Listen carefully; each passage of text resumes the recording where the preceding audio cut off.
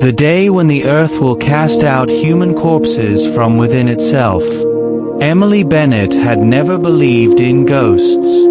Raised in a quiet village near Wiltshire, surrounded by tea shops, stone fences, and old churches, she believed in logic, in books, and in the ticking of clocks. But the day she inherited her great-uncle's abandoned cottage, known by locals as Whisper Hollow, everything changed. She had only seen the house once as a child. Back then, she'd been 5 years old, holding her mother's hand as they walked past the rusted iron gate. Her mother had crossed herself quietly and whispered, "We never speak of that place, Emily." That memory came back like cold water the moment she stood before the same gate again, 21 years later. The air smelled of forgotten rain. The gate creaked open with a sound that didn't belong to metal, but to something alive. Inside, the cottage sat slouched among overgrown trees, its windows dark, its bricks the color of bruised earth. Emily, now 26, was calm, rational, and brave, or at least, she used to be. She stepped inside with a flashlight and a stubborn heart. She wanted to prove everyone wrong. It was just a house.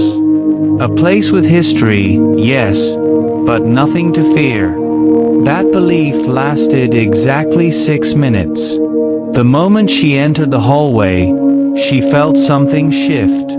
The air became thick. The smell of dust gave way to something older, like candle smoke and damp earth. She looked down. The floorboards were covered in mud, and yet her shoes were clean. Something had walked before her. Something wet. Something quiet. She found the living room untouched by time. A single wooden chair. A broken radio. And on the floor, a prayer mat. But it was English style, not belonging to any religion she knew. It was as if someone had knelt there daily, whispering words only the house understood. She bent down, fingers brushing the old fabric. It was warm. And then, the sound. A whisper. Not from her ears. Not from outside. From inside the walls. She stood quickly, flashlight shaking. "Hello." Her voice sounded small in the huge silence. No reply, but something unseen moved. The windows trembled.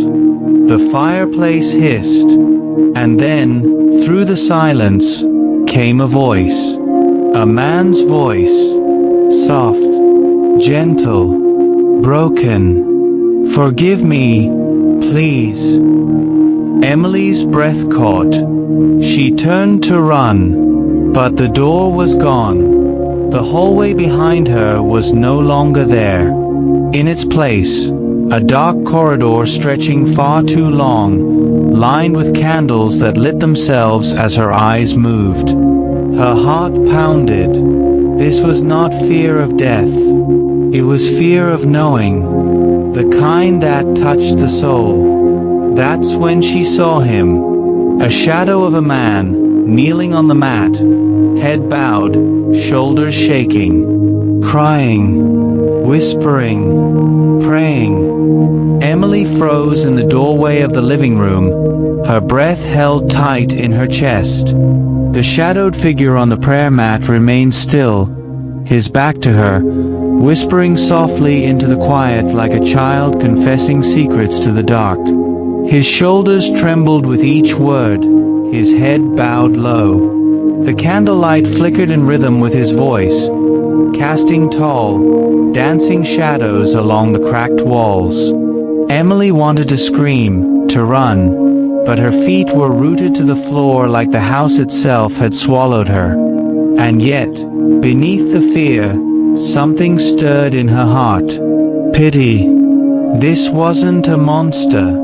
This wasn't some demonic entity rising from hell. This was grief. Centuries old and heavy like wet wool. She took a step closer. Her foot creaked on the wood, and the man stilled. Silence swallowed the room. Emily's flashlight dimmed. The candles shivered. The figure slowly turned. And there he was, a pale young man with soft brown eyes full of sorrow.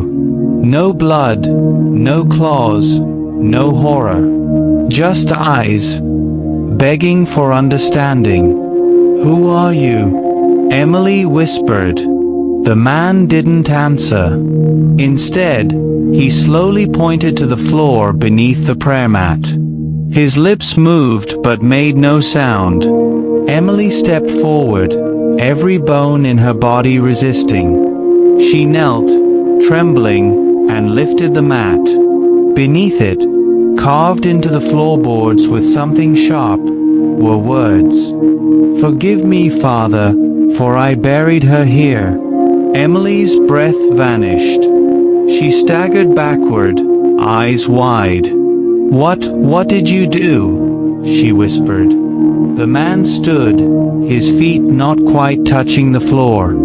"I was meant to protect her," he said, his voice like wind moving through an empty church. "I loved her, but I failed." His form flickered, and suddenly the room changed. The furniture reversed. The dust flew backward. Emily blinked and found herself standing in the same room. But 100 years ago, it was bright, clean. A piano sat in the corner. A fire blazed warmly. A girl laughed from the hallway. And then she saw him, the man again, alive this time, sitting on the same prayer mat, holding a small book and looking nervous. A young woman entered the room, golden-haired, graceful, with eyes like hope. She ran to him, smiling, and he stood. They embraced, and Emily understood.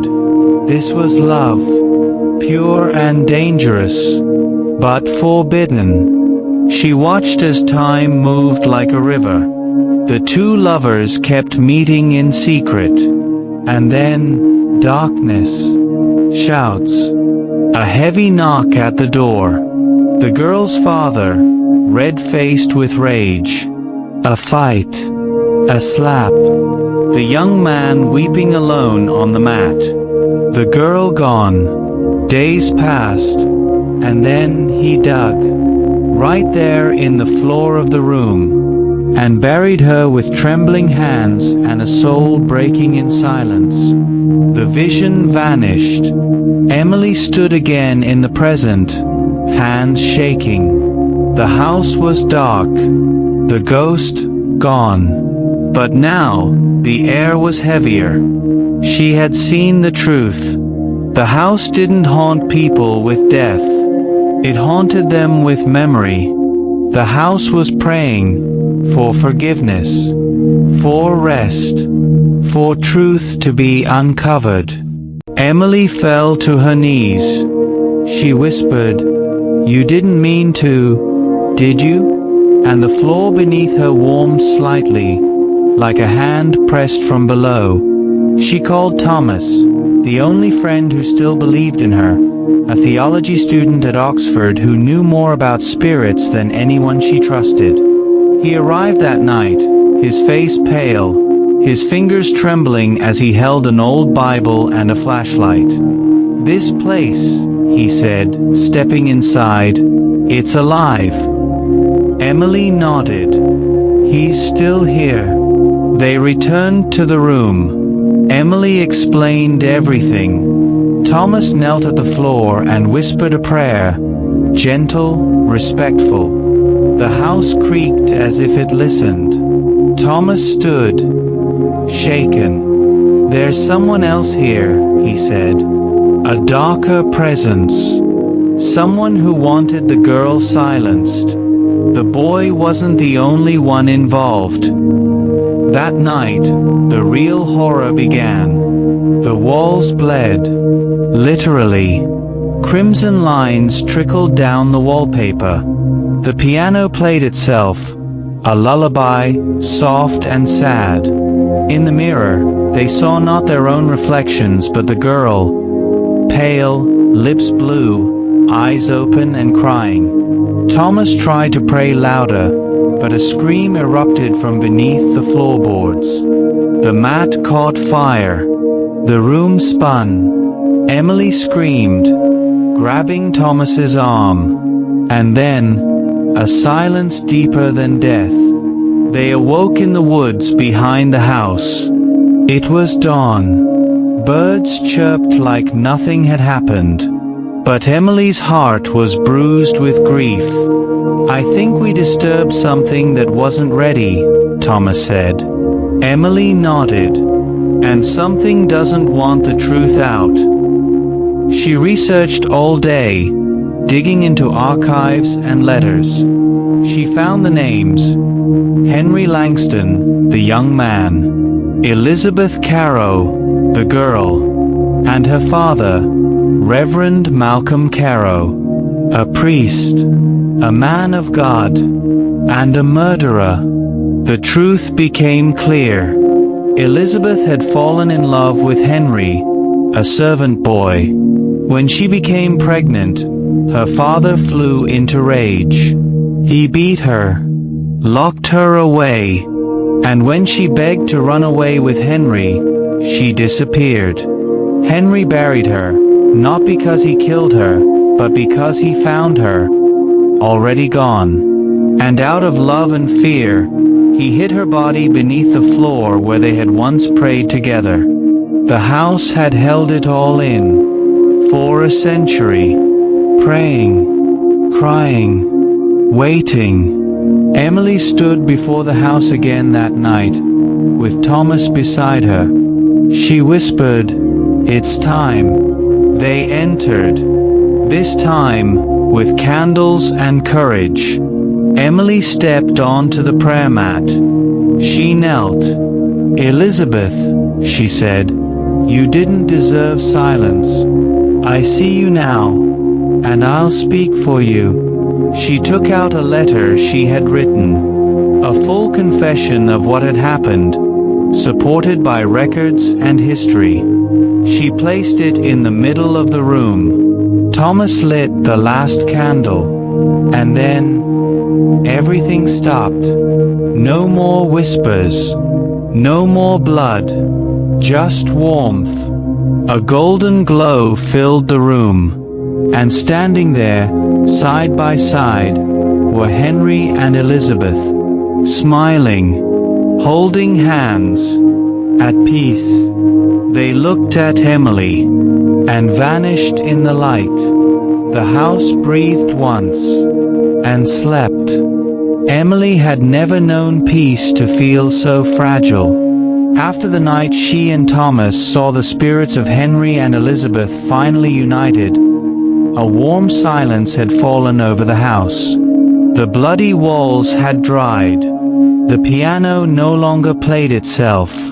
The prayer mat remained still, no longer glowing, as if it had finally fulfilled its purpose.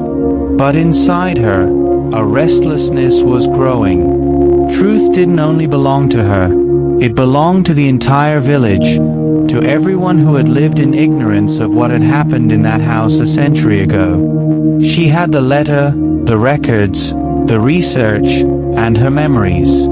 But fear pressed in from all sides, because what lay ahead wasn't just supernatural. It was social, personal, political.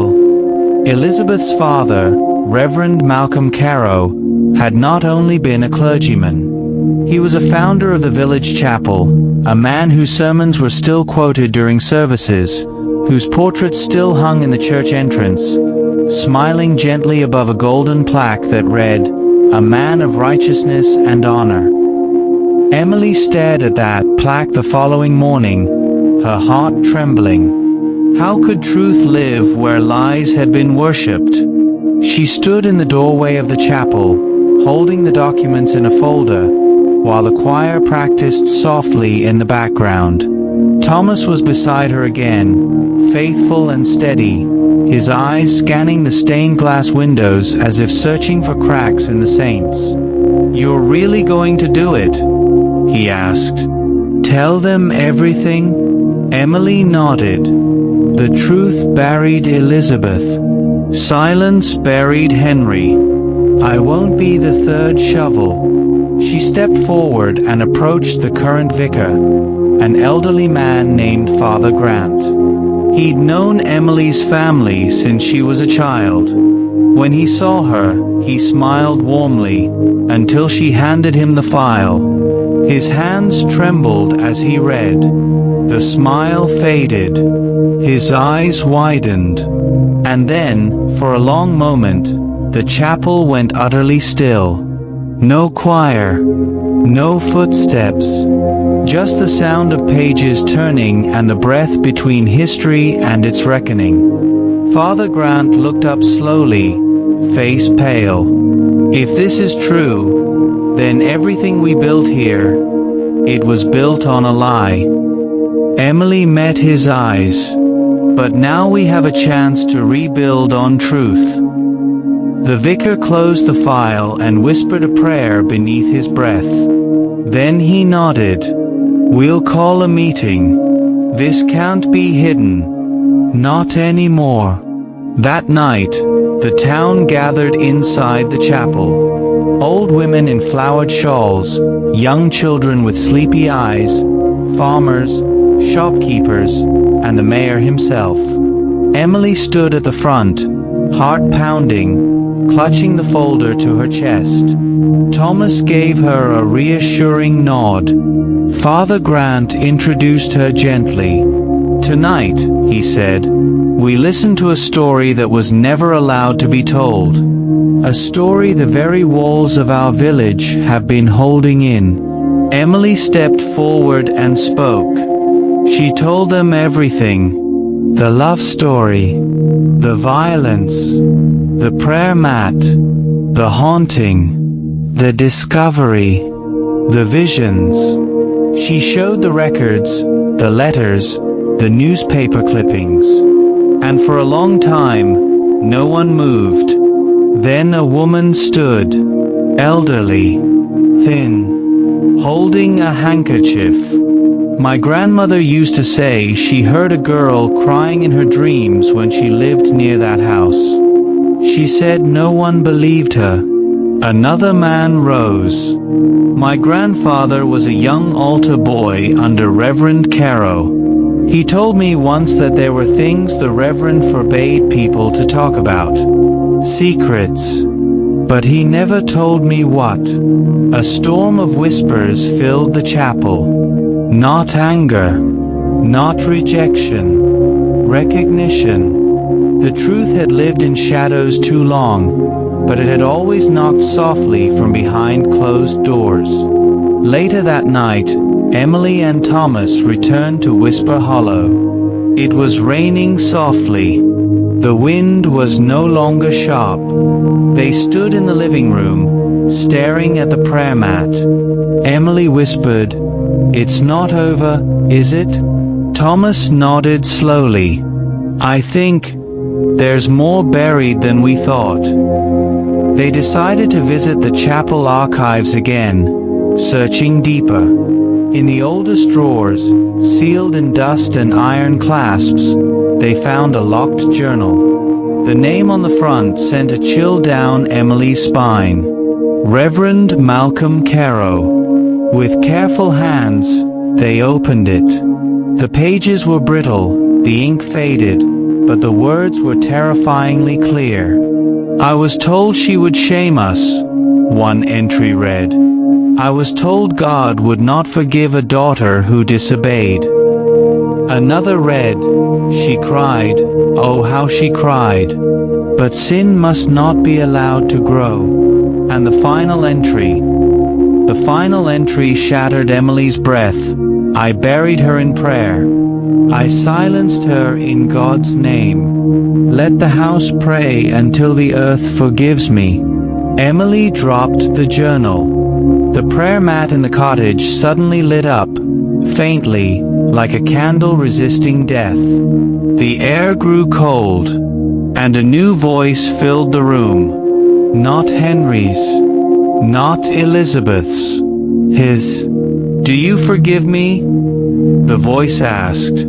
It came from every wall, every corner, every crack in the floor. Emily looked around. "No," she whispered. "You don't deserve forgiveness. Not from me, not from her. You made her your sacrifice." The light dimmed. The walls groaned. Then silence. But not the same kind of silence as before. This silence was angry, heavy, haunted. That night, Emily couldn't sleep. She kept seeing Elizabeth's eyes, open, blue, drowning in sorrow. Thomas dreamt of blood on the chapel walls.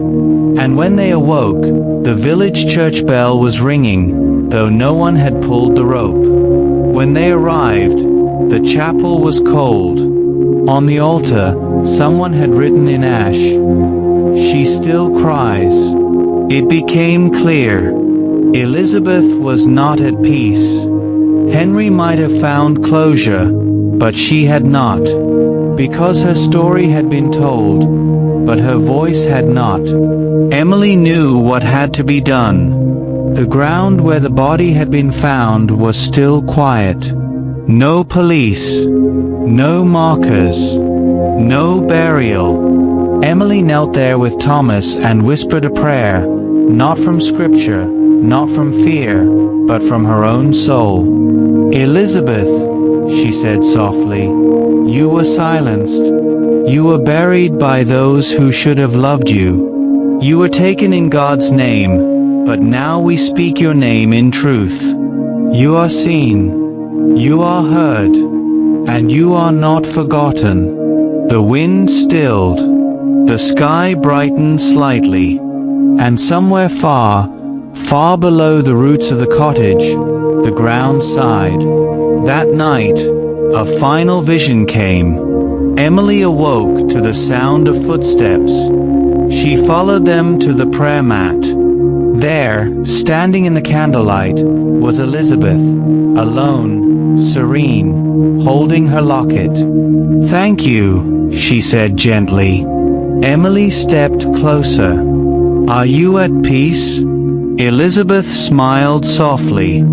"Almost. But one thing remains." "What is it?" Emily asked. Elizabeth's form began to fade. Her voice echoed like wind through leaves. "He must return what he took." Emily woke with her hand on her chest. She looked around. She wasn't in the cottage anymore. She was lying outside, under the trees, and on her lap was the locket. But it was open, and inside, instead of a picture, was a slip of paper with words etched in fading ink. "The chapel hides the final sin." Emily sat beneath the trees, her fingers trembling as they closed over the silver locket. The wind around her had grown still, as if nature itself waited for her next move. The message inside the locket rang louder than thunder in her heart. The chapel hides the final sin. It wasn't just a metaphor. Elizabeth hadn't merely been a victim of cruelty. She had been erased, her story rewritten, and someone, likely her father, had gone further than anyone dared imagine. Emily stood slowly, Thomas still fast asleep inside the cottage. She didn't wake him. Some callings come alone. As dawn painted the sky with quiet gold, Emily walked back to the village chapel. Its door creaked in protest as she entered, the air inside thick with cold silence. She walked past the pews, past the pulpit, straight to the altar, and knelt. Not to pray, but to listen. And it was there, in that silence, that she heard it. A single sob, faint, below her. under the chapel floor. The boards beneath her knees were slightly darker, as if water had once soaked through. She reached for her phone and texted Thomas, "Meet me at the chapel. Bring tools." An hour later, Thomas arrived with a crowbar, a flashlight, and wide, fearful eyes. Together, they began removing the boards. Beneath them, dust exploded upward, choking and ancient. Rats scattered. Spiders hissed from corners. And then, stone. A heavy slab, engraved with symbols no one had seen before. It wasn't a grave. It was a tomb. Thomas found a rusted ring on the side. Together, they heaved it open. The smell that rose was not rot, but mold, ink, and the strange staleness of sealed secrets. Inside lay an old chest, black wood, chained with iron. No lock, just a note nailed across it. 5 words, scorched into the parchment. Not to be disturbed, ever. Emily's hands trembled as she tore the paper away. The chains fell. The lid opened with a dry hiss. Inside was a bundle of cloth, a priest's robe, and beneath it, bones. Small, fragile, child-sized. A folded letter lay beside them, sealed with wax. Emily opened it with a breath caught in her throat. The words, written in trembling script, shook her to her core. "Forgive me, Lord, for I knew what I did." The child was born of shame, a reminder of sin. "I told them the infant died, but I made it so. No grave, no name, only you knew, only the chapel remembers." Signed, Reverend Malcolm Caro. Emily dropped the letter. Her legs gave way. She sat on the stone floor and wept, not for herself, not even for Elizabeth, but for the child who had never been held, never been named, never been mourned. Thomas knelt beside her, silent, his tears matching hers. The horror of what they'd uncovered was not the presence of ghosts, but the weight of truth hidden beneath holy ground.